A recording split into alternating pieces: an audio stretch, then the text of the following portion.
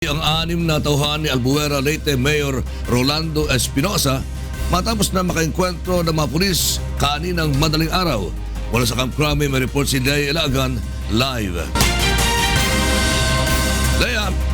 Magandang tanghali sa Ilacay. Nakasagupa nga ng mga tauhan ng Regional Public Safety Battalion o RPSB at Municipal Police na nagpapatrolya ang mga tauhan ni Albuera Leyte Mayor Rolando Espinosa Sr.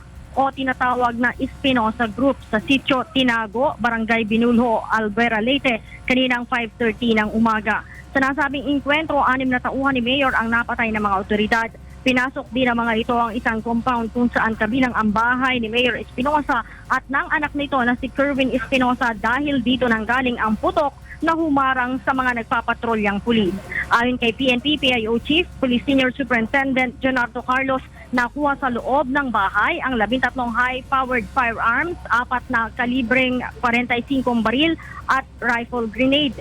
Sinabi pa nito na tanging isang shotgun na valid pang registration at isang 9mm at caliber 40 na expired na ang registration noon pang Mayo ang baril na nakapangalan lamang kay Mayor Espinosa. Matatandaan kahapon ay kinumpirma ni PNP Chief Police Director General Ronald De La Rosa na nagsasagawa na ng manhunt operations ang mga otoridad laban kay Rolando Espinosa Jr. o Kerwin na umano'y drug lord sa Eastern Visayas.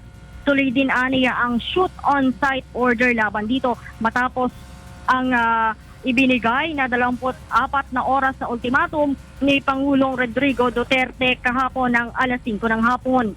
Inamin din ng alkalde na drug pusher o drug lord si Kerwin kung saan kumukuha niya ito ng supply ng shabu kay Peter Ko na nakakulong na sa New Bilibid Prison at maging sa Abuyog Leyte Penitentiary.